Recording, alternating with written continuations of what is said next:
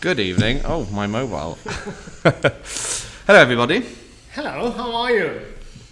Well, say something. Here's the white shirts team. That's quite a nice. Yours is Tommy Hilfiger. Yours is Cheap. Well, let's give people as usual another couple of minutes. There's my dad, always the first in. Hola from Brian Darrencott there. Hello, Mr. Darrencott. Well, while we wait, let me open this wine. This is one, actually, the good thing about today is it is a... really warm, I'm going to take some more buttons. The good thing about today, it's one of those tastings which you can do back at home. Yeah. Because you can get Ribera del Duero in England. Hola, Eva. Eva's in the house as well. You know, I have recommended everybody I have talked to today, who I knew was going to join the tasting, to cook something powerful for today. To cook meat, to cook some pasta with tomato sauce, bolognese, ragu, cannelloni, lasagna. Are you hungry? Yeah. Well, I had a sandwich before this, so it's very similar. Let me open this bad boy. How many we got? We got a lot of. Let's get this open. One day I will do this, and I'll break the cork live on there. So we are having Cepa Gavilán, the Viña Pedrosa. Well, what's the correct name of the winery? It's really confusing. This is the name of this wine. I think we've got a better photo we can show you now. You can see it there. It's a very pretty bottle. So Cepa Gavilán is the name of this wine. Cepa means like the actual vine, the physical part. Gavilán, I have no idea what it is, but that's their name for it. And then you can see it says Cepa Gavilán de Viña Pedrosa, which I thought was the name of the winery. And it's kind of like the name of the winery, even though the winery already has a name. So it's the brothers, the hermanos, Pérez Pascuas, and Pascua is Easter. Yeah. So that's interesting. Yes, happy Easter. And it's the hermanos Pérez Pascuas in 1980. So even though it looks quite classic, it's not a super old winery, although it's similar to the age of the region of Ribera del Duero. They created Viña Pedrosa. So it's kind of... the dog agrees. It's Viña Pedrosa, which is the winery of the hermanos Pérez Pascuas, which is also the name. It's very confusing. I call it Viña Pedrosa, but the Instagram is Viña Pedrosa. Let's get this poured out. So, have you heard of ASMR, Roque? Yes. It's like...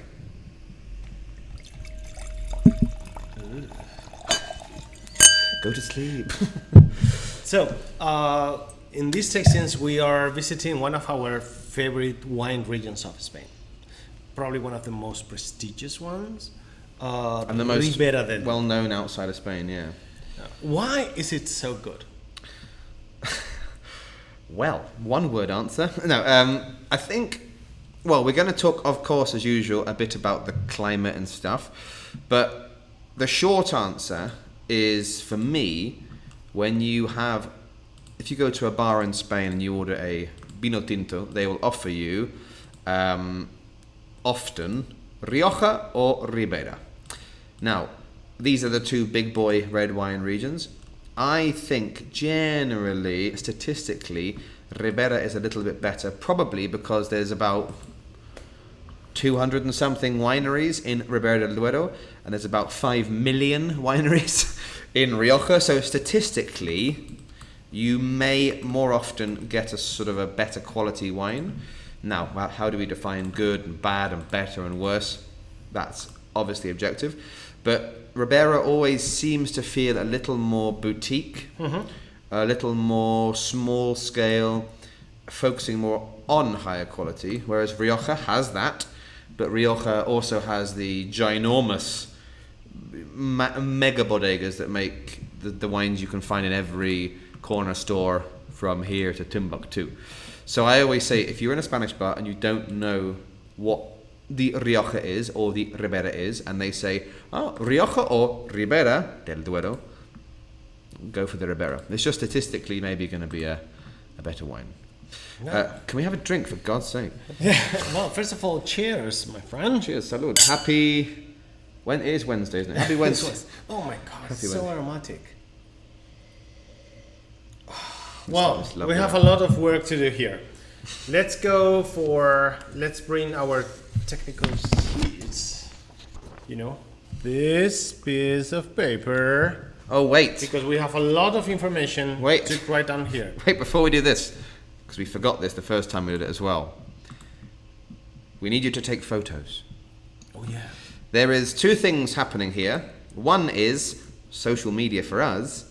The other thing is a potential present, a prize for you. So what we want you to do is every time we do a tasting, we want you to take a photo, upload it to your Instagram, either page or story, hashtag us at Madrid and Daracot, so we can see you doing your tasting with your wine. So, take a picture of the bottle Like this. here, upload to Instagram, and tag us. That will ensure your Increase place. your chances of Yes. winning a very fancy bottle of Ribera del Duero. Of Pago de las Carrovejas. de las Carrovejas. Is it no. just Why did I Just say that? Carrovejas. Why did I say las? Yes, I've you're never selling said that bottle for 2 years. You say that. De las Carrovejas. Fun fact, I don't know anything about wine. So if you do that, you increase your chances, and we'll do a lottery at the end, and you can win a fancy bottle of Ribera. So, take photos. Yeah. Where were we? Let's resume our So, the sheet. wine. Viña Pedrosa Cepa Gavilán. Red wine. Vintage. What was this? 2017, I believe. 7. By law, it should be on the front. Yeah, 2017. Okay. 2017. Grapes. 100% Chardonnay. Oh, No, Chardonnay. Tempranillo. Tempranillo. Tempranillo. Or, as they call it in Ribera sometimes, Tinto fino. Tinto del Tinta País. del País. They love to be creative, don't Yeah. they? Alcohol content. Not that high, just normal. 14.5. Quite classic. Average. Average. Producer. This is strange. Hermanos Pérez Pascuas, Viña Pedrosa. Viña Pedrosa. Hijo de Viña Pedrosa is Viña the. Pedrosa sounds. It's the most useful name to drop in a shop or to drop in a restaurant if you want to. And actually they have really good wines. All the wines I of think these it's got a wineries. photo. I think I put a photo of the bodega so people can see it. That one there, yeah. Yeah. It's a fancy nighttime shot. It's quite a modern one, but it's modern, but they've created it to sort of look old. Yeah. You see what I mean? Ooh. Oh, we've left a bar at the bottom. Oh my God. I can see my hand. Yeah. Well, fixed. Oh, very good. This is the Hermano. So you can see the front, it says Bodega Hermanos Pérez Pascuas, but actually around the side, where you have the main, one of the main entrances, you actually see faintly on the wall Viña Pedrosa. See, so it's kind of everything. So, region Ribera del Duero. And let's talk about a little bit about the region. Or maybe later. Let's continue with this technical sheet. Well, every time I do that, you tell me off. You're like, we have to finish the sheet. We have to finish the sheet. We have to finish this sheet. The sheet. This lovely. Okay, so intensity. Visual phase. Intensity of color. It's a pretty strong color. I mean, if you tilt it over some paper. Oh, I just dropped the paper. Always look for a light surface. Right. So, bring a piece of paper or a napkin or anything light to check the color of your wine. And you'll notice towards the edge of the wine, Yes. a little bit orangey. Miramos el borde del vino para ver el color del vino. My dad has literally just gone, what the hell did you just say? We look for the edge of the wine to look for the real color of the I wine. don't know if you can, I don't want to pour this on my, no. No. You can't quite see, but it's a little orangey brick red because this has had, Yeah, but we Aging. want to see that cherry color. What happens if we see a brown color, look dark color? so if you have a young wine and, oh, my dad says, I can't hear Luke very well, put the mic back in. Thank you. He's been trying to do this forever. Just quickly move this way. So, if it's a young wine, and by young, of the year, or maybe just a few months in an oak barrel or something, not super old, we're looking at purple, cherry, these kind of strawberry colours, whatever, red wine colour, red being the key word. when you start aging wine, this is a crianza. Now, this particular wine has spent 12 months in French and American oak, and it's then had another couple of years in the bottle. So you're going to see at the edge some slightly little orangey, reddy notes. And that's what you get if you age it. And then if it's very, very old, like a Grand Reserva from 1945, it'll be a faded brown colour. Faded because the pigment will fall out with gravity over time. They died. They died. Poor pigments. Poor pigments. We knew them well. Now, if your young wine is brown, Houston, we have a problem. That's when you know there's a problem with your wine. So it has to be the right colour. So this is that lovely, correct, intense cherry with a little bit of red colour. Okay, so Go on then, clarity. Yeah, nice Although and it's close. dark, but we can see you there can are see it's no nice and clear. sediments, there are no turbulence. Huh? Because there's turbulence. Turbulence is on a plane. No, what do you call I don't know. the Turbidity? turbidity? Stuff in it. And then what have we got here? Yeah, Yeah, that's that's it. about the color. Yeah, but we have to add a couple of things, couple of hints for those who are tasting wine, especially for the first time. You can measure easily the body of a wine, moving your fingers between the light surface and the glass and looking through the deepest part of the glass. If you see your fingers through, what we could say? Either light-bodied, maybe medium. Medium body. I mean, this is probably medium to full. We can't really see that well, but you can just about. Yeah. Also, we are being very polite and having small amounts of wine. If you have an English small, which is, you might be able to see nothing. But if something that usually happens here in Ribera del Duero, they tend to be full body wines. They tend to be quite dark. And what does that mean later in the mouth? The body of a wine. It means you're going to... Well, we actually talk about the mouth feel. So you'll see at the bottom it says mouth feel. A big, heavy wine, on one hand, will literally cover the palate. You'll feel it all over. And that can be often down to maybe alcohol as well. But also we have those famous little things called tannins, which you definitely get... Well, let's do the little test. Those of you at home who are happily married or single with nobody watching, what you're going to do is you're going to have a sip like this.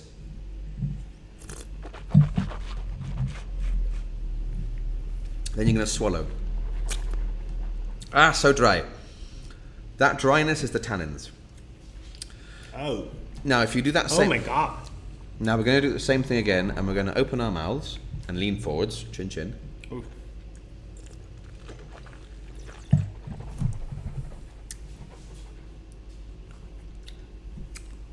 Lovely. Very attractive. You should also be dribbling like a weirdo in a park. That's the...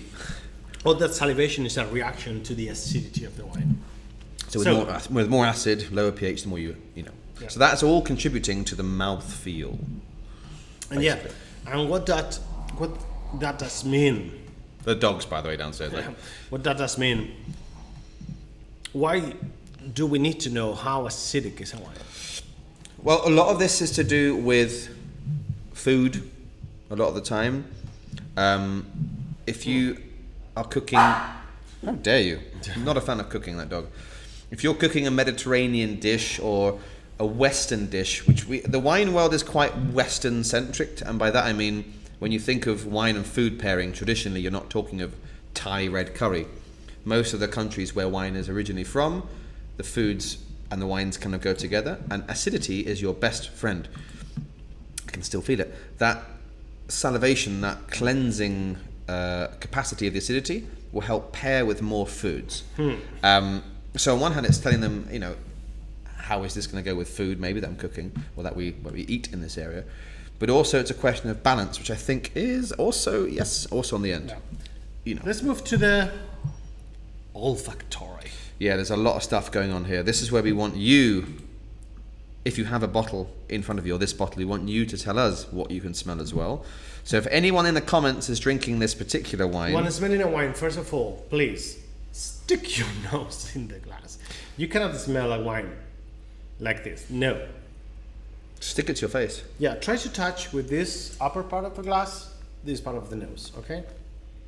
Really hygienic during COVID. Well, if you share your glass, yes. That's true. I always share my glasses. So, anyone, what can you smell? It's very aromatic, this wine. It's very aromatic. Vanilla. I get vanilla. It's quite smoky as well. Chocolate. Smoky. And I'm the pretentious one. He is the pretentious guy. I mean, Coming from you.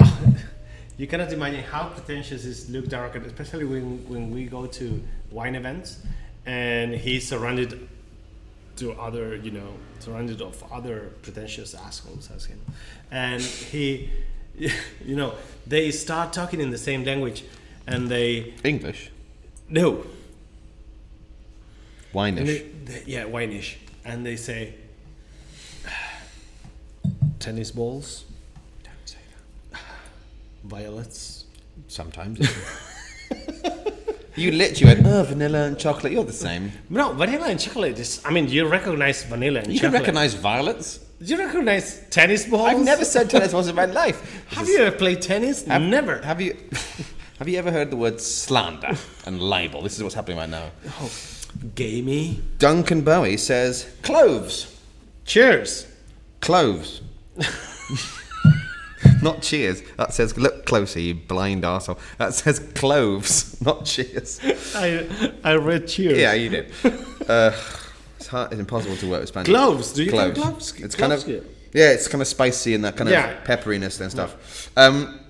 Then you have your drink. Oh, and by the way, the reason we do this is not to look like pretentious arseholes at parties. It's so you can see. Do you think I need glasses? Yeah, you can see those legs, right? Those little lines. This is what a lot of people focus on. They go, oh, you have to swirl it to see the lines. That might tell you roughly if it's boozy or not.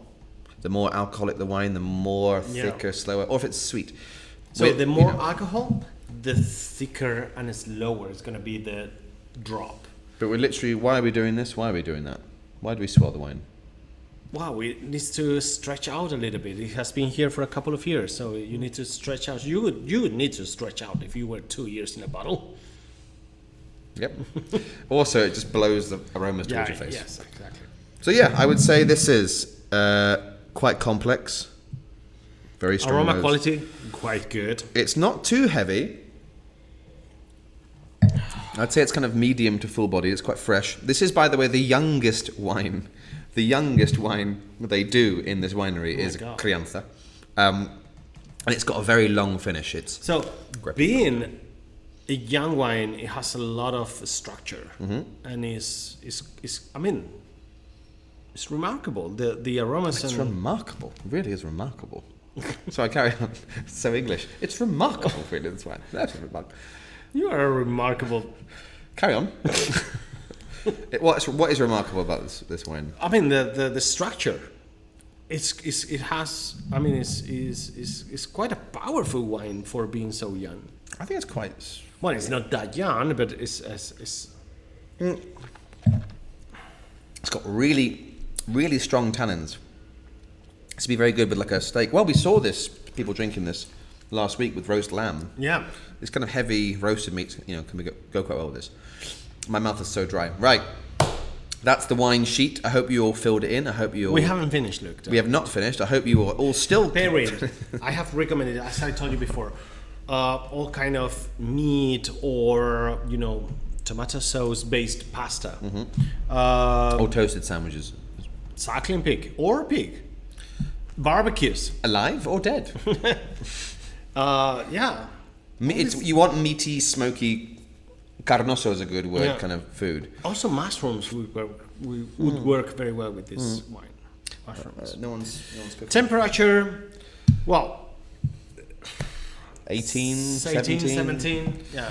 It's one of the great things people like to talk about with wine is the right temperature, and there is another. In Spain, room temperature tends to be a little bit higher than in your country. 45 degrees. So, for those who don't have like a wine cellar or a wine fridge where to store wine, in the ideal temperature of 17, 18 degrees, a good, a tip could be to place the bottle of wine in the fridge 30 minutes before you're going to open it. That would reduce, the room temperature, those 5-6 degrees. Yeah. Yeah, that's the right temperature for drinking this. So next time, now on, when we have red wines, if you don't have a wine fridge, if you're a normal person, leave the wine 30 minutes before in the fridge. What's quite good in England, a lot of people, if they have a house, they reds. I'm talking about reds, please. Yeah, we'll get onto the whites later. Another podcast, another tasting.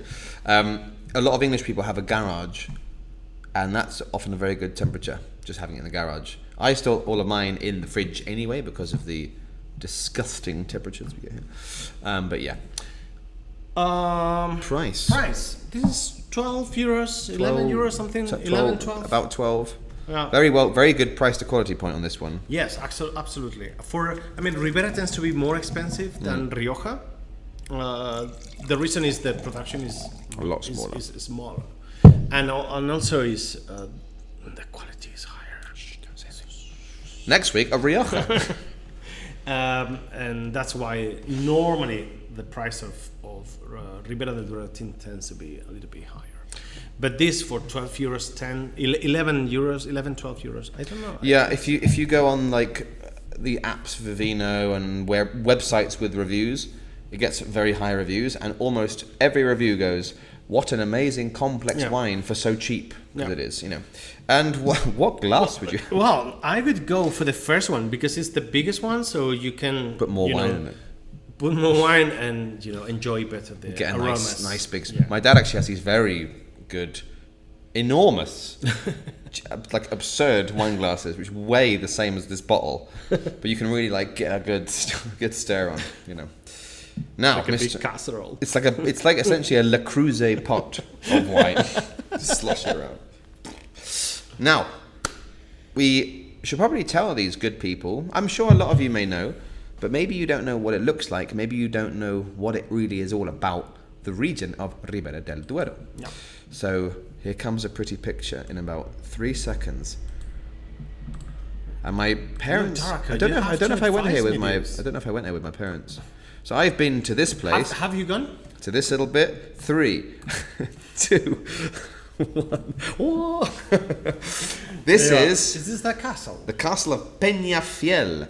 Oh. The legendary, mythical. Oh, Peñafiel. I've never been there. It's great.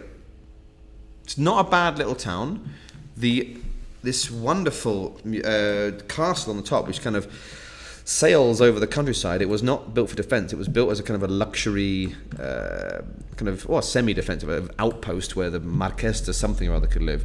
But it's surrounded by vineyards, and inside there is the Museo de Vino de Ribera del Duero. So it's great. It's quite a cute little town, very pretty square. Well, from Peñafiel, the Pago de Carrobejas is from there. Yeah, and this one is from very nearby. There's a little village called Roa, which is very high altitude. This particular vineyard, Viña Pedrosa, is 840 meters. Ooh, but look at that, landscape. Flat as a pancake. Not the most attractive part of Spain, but the bit with the vineyards are beautiful because it's just vineyards as far as the eye can see. But it looks, if you said, "Oh, that's England," you would think, "Oh, that must be really low altitude, right?" Yeah. But no. Have you been to Ribera del Duero at all? Yes, I have been in the Burgos area. Yeah, this is Burgos. Aranda del Duero. Yeah. I went to Alexander. That means nothing to the people. I went to Alexander. Alexander is a winery. So where the hell is Ribera del Duero? Well, Ribera del Duero is this area of Spain. What do you think? I didn't know we were surrounded by the Black Sea. It's a great joke. So Madrid is the uncoloured bit right in the middle. So we're only about a couple of hours away. It's quite accessible. Huh. One day in the future we should do a winery visit there or something. Yeah. But it's what we call the meseta. And the meseta, I remember when I did the Camino de Santiago, is the bit where a lot of people go insane because it's just flat as a pancake or undulating for a long time. And the altitudes are insane. Yes, it's around 1,000 meters. Do you know what the tallest mountain in England is? It's 12 meters tall. That's Holland. I think it's 950 or something. Yeah. So there are people in Spain planting vineyards at higher than my country, which is fascinating. But of course, it's a meseta, it's a high plains. And your country is going to be lower in the next years. Only the social standing internationally. Where are you from? UK. Well, Ribera del Duero is located in the provinces of Burgos, Valladolid, Segovia. We know a winery from Segovia, and Soria. Yes. You know that? Yes. I've been there. Burgos, Valladolid, Segovia, and Soria, but mainly Burgos and Valladolid. 19 municipalities of Valladolid. That's the big one and the main one, yeah. Yeah, exactly. And well, the continental weather is brutal. It's brutal. Yes, it's La Meseta, the big plains. The big pancake. That's what they call it in Murcia. Ah, you're from the big pancake. Is a good wine word for people. Super cold winters. And then? Hot summers. And a strong difference, climate difference, is change of temperature between day and night. There's a really good wine word for this. That contributes to the slower ripening of the fruit. You know that? I did know that. I'm qualified, remember? Jesus Christ. There's a good expression if you want to sound like an arsehole at parties. You say, there are very big diurnal differences. Or diurnal excellence acidity rates. Even the dog doesn't like you. Excellent cigarette. Yeah, so one of the key things of how you can make wine at these kind of places is it's very hot during the growing season, and it's nice and cold during winter when it can be cold. It needs to be cold. But in summer, I mean, how hot can it get in 45 more? 45? Wow. 40, 40s. 40s. So the English people, I know you can't imagine that. You would die. You would be dead. And then in the first 10 minutes. In the first 10 minutes of the morning. And in winter it can get down to minus 15. But in summer it might be 40s, but at night it might be still 20 or less. Yeah. So there's a big change, and Roque correctly said very good acidity, because that is maintained by those nice cool nights. So very quick thing, very important, because people often ask me, like, how do they increase the acidity? Yeah. Grapes start off super acidic, and as they start to ripen, the sugar levels go up and the acidity goes down. So with a nice cool night, you're stopping that ripening, and you can maintain that acidity. It's not one of those regions very imaginative or very creative in terms of varieties of grapes you can use in the wines. Mainly Tinta del País, Tempranillo, Garnacha can be used as well. Sometimes, and this is what I call, this is a Roque Madrid appellation, correction grapes, Cabernet Sauvignon, Malbec, and Merlot, used always in small proportions. 5%, 2%, 3%. It always has to be predominantly Tempranillo, right? I don't know. In Toro, yes. But in Ribera? In Ribera, I'm not super sure. We might be wrong on this, but I've never seen a 100% Garnacha from Ribera del Duero. No. So, because we have Carrevejas, which is like all of the grapes, but like 2, 3, 2% 4. Merlot. Yeah. What is that? What is 2% Merlot? What the hell is going on here? Yeah, it's probably an accident. Someone dropped a glass of Merlot in the big barrel of Carrevejas. Oh, yes, it's 2% Merlot. Oh. 2%. Did you mean to do that? Yes, it was my idea all along. Pablo Olivares, the Englishman who went up a hill but came down a vineyard. Yeah. Oh, he's drunk. He's drunk. Pablo's drunk. Okay. The production of Ribera del Duero is not very high. No. That's one of the reasons, because of the price goes up with Ribera. Just to compare, the production of Rioja last year was 350 million liters of wine. That is a lot of glasses of wine. That's a big breakfast. Ribera is the 10% of that. It's 38 million. Yeah, which sounds a lot. It sounds a lot, but comparatively, if you compare with Rioja, it's nothing. Yeah. And also, it's a very national brand. It has not that international side as Rioja. Only the 77% only the 23% of the production goes abroad. But I think it is increasing. Because Americans, when they come for our tastings, in the good old days, thank you, Corona.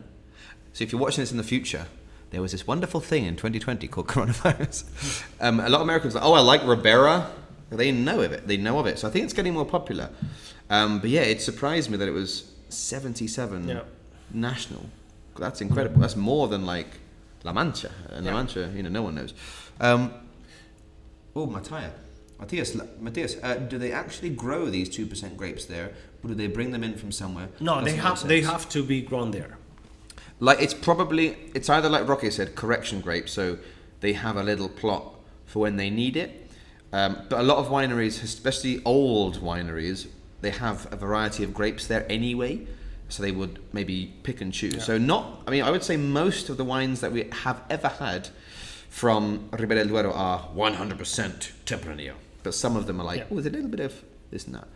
So also, we mentioned this extreme change of temperatures between day and night. So once the sun goes down, the temperature falls down.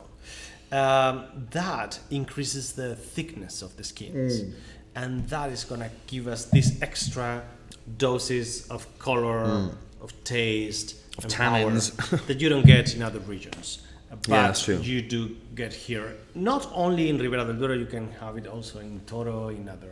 Oh, in your area with Monastrell, like Jumilla, you make it as well. Darker than the night. That contrast, that day and night... That alcoholic interplay between sunlight and... I'll shut up. Carry on.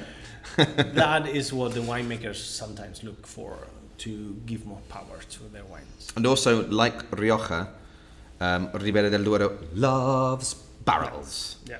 And it's exactly the same kind of aging styles. Yeah. Until the last year, this would be all the information we could give about Ribera del Duero. But since the last year... Should I get it? Yeah, get it. Since the last year, Ribera del Duero has made its first white wines. Nope. What are you doing? I'm holding it in front of the camera. Oh my god. I don't see it. There you go, yes, perfect. Look at that style. There you are. So we have the first white wines from Ribera. They haven't been allowed. It's very weird. Until this year. Yeah, it was... So Ribera del Duero is a denominación de origen founded in the 80s. So it's quite young DO, which is why I thought it was weird that they were like... But it was born old already. He was born an old, grumpy old man. What is interesting about Ribera del Duero is the original idea of Ribera del Duero was to create high-quality rosé wines, very similar to the region of Cigales, which is next door to the left of it. And then at some point, some person was like, "Psst, guys, these red wines are amazing." So they were like, okay, well, let's allow rosés, but let's focus on making some high-quality red wines. Yeah. But they never allowed the whites. So now we have the first one, Balduero, which is made with the grape Albillo Mayor, and it is absolutely bonkers tasty. Maybe we'll put it in a box in the future, we'll see. But yeah, so it is slowly changing. But traditionally, as Roque was saying, it was kind of essentially big, sexy red wines. Yeah. Anything else you want to say? So, any questions, by the way? We have questions. Aren't the whites in Ribera del Duero all imported from Rueda? Not in the denominación de origen. Yeah. They would burn them down. Also, in Rueda, the grape is Verdejo.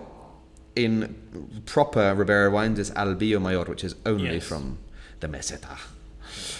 If anyone has any questions, by the way, please let us know. I want to make a very quick comment about this winery again, very quickly. The whole winery Roque was talking about the production of Ribera being smaller. They only make about 600,000 bottles, the whole winery.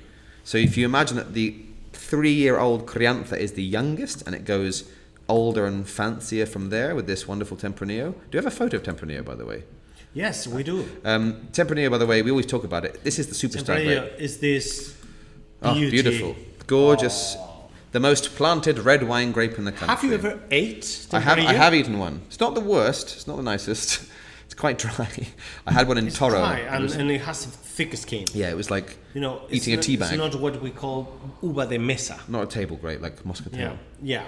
It's when you eat these grapes after 2 or 3 grapes, you have like a bowl of skins Yeah. in your mouth. It's very not nice. unromantic. But it is but it's a really nice grape.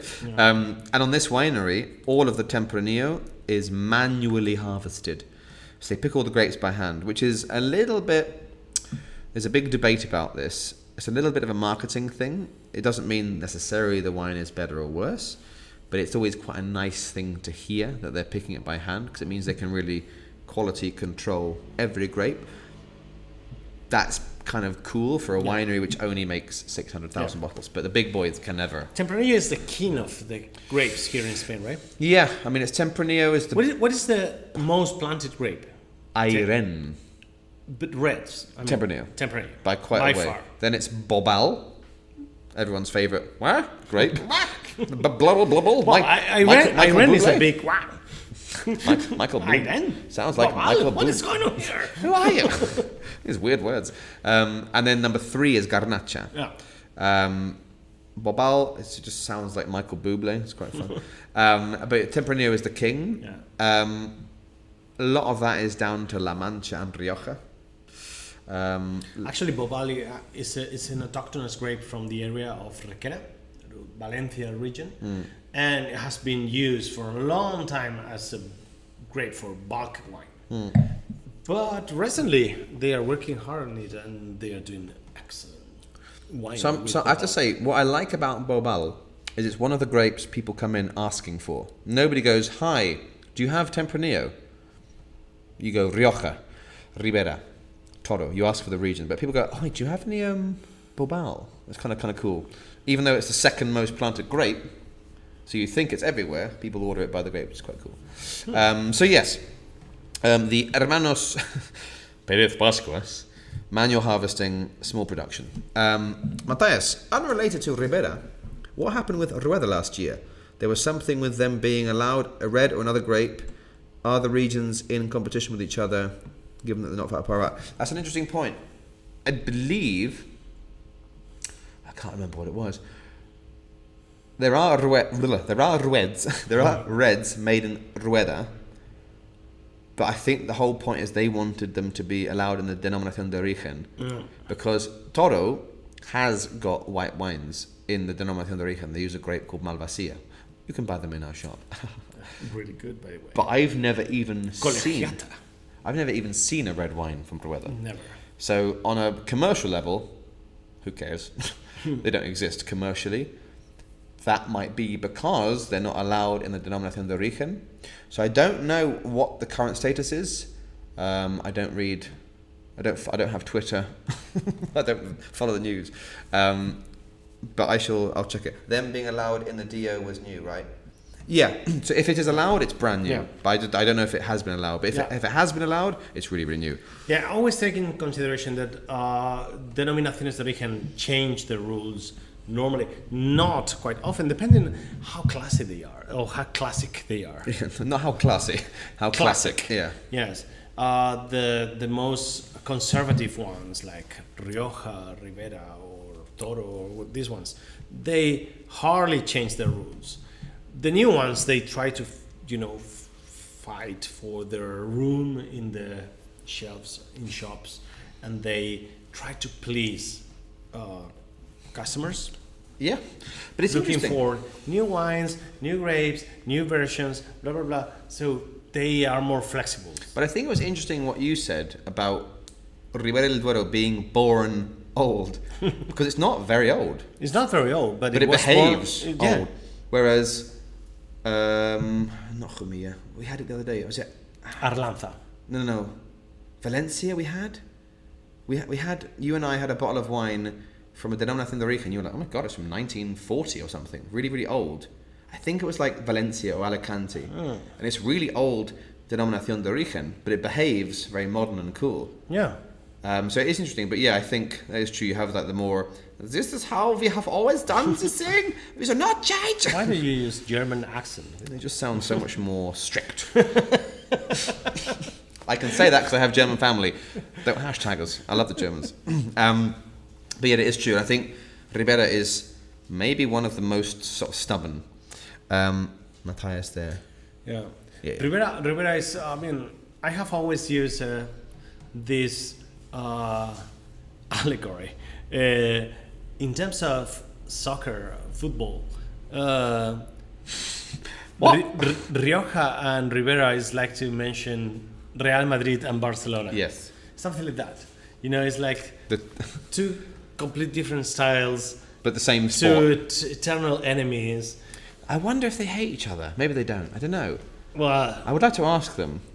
Because I'm sure within regions you when have you go to a bar, you have to be Rioja or Ribera. Listen, they hate each other or what? You have to be Rioja or Ribera. And we will not say we won't say what we are. Any questions? Do we have any questions? There's no questions. This is hopeless. No one's asking any questions. They all know everything. They think they know everything. Just a quick bit of housekeeping. As we always say, this current box is still available. So if you know anyone who thinks this kind of thing could be fun, let us know. And we soon will be announcing our October box as well. So stay tuned for that. Harry Albertson. We visited Peñafiel last year and visited Legares. Great views. Intriguingly, you have to say that. Intriguingly, they were recently purchased by an international private equity firm. Seems like that's an increasing trend. Yeah, especially in the regions which have big moolah. And I think maybe it's the old romantic in me. When I find it happens quite a lot in Jerez for sherry. When I find that an old Legares is not old. There's no such thing really as old Ribera. But in general, when like a lovely old classic, maybe family-run winery is sort of taken over by a multinational, kind of kills the spirit of it a little bit for me. Where do we have to send the photos? IG? Instagram, yeah. Look at Ava there. IG? IG. That's it. My dad's going, what the hell's an IG? No, my dad knows. He's very. My mum doesn't even know how to send an email. I know mum heard that. So yes, don't forget to take your photos with your bottle, for heaven's sake. Otherwise, you won't win a very fancy wine. As I said, soon we will be announcing our October box. So if you are enjoying this, please do spread the word and tell people, because who knows what's going to happen in this crazy year. October box. How strong is this one? It's going to be amazing. I mean, this is amazing, but the next one's going to be like super amazing. We are already receiving the wines of the October box, and oof. They're all alcoholic. Oof. Yeah, it's gonna be, as we would say in England, it's gonna be absolutely banging. It's gonna be good. Well, there doesn't seem to be any more questions. Yes, and remember always. Also, there's gonna be some restrictions for this weekend in Madrid. We don't know yet which restrictions. Same price. But so in case you need wine, just let us know. We will send you home. And if you're watching this in the future, we can still send you wine. Yes. It's all good.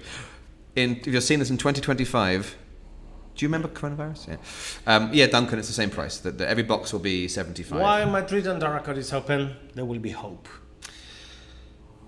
And liver, cirrhosis of the liver. Right, well, we hope you enjoyed this. We will not be here on this Sunday. Yeah, the next meeting is... whoa. I have here this schedule. Then it's next Wednesday, Carroleón Blanco. That's literally a Michelin star restaurant wine. I like it a lot. Right, well... Yeah, we are trying a very exclusive grape, right? Albarín. Not Albarino. No. Albarín. So if you don't have it, you can still buy it. Right, let's let these people go. Yes. Have a good night. I mean, if you are not going to finish the bottle of wine for today, which is fine and understandable. It's not fine at all. Close it and leave it in the fridge. You can leave it in the fridge for 2-3 days, which is... Who does that? You don't. You don't know What? I don't understand the concept Hard of to if leave the you wine. haven't finished the wine. Well, normal people sometimes they leave their wines. Okay, 2-3 days maximum in the fridge. Remember to put it out of the fridge a few minutes before you drink it, or otherwise it will be too cold. You will not appreciate the taste and the aromas. After 3 days, it's good for cooking. And if it does smell of vinegar, it's not good for cooking. Throw it away. Yeah. Right. With that little nugget of information. next week. We're good. Thank you very much for being there. Cheers. Cheers.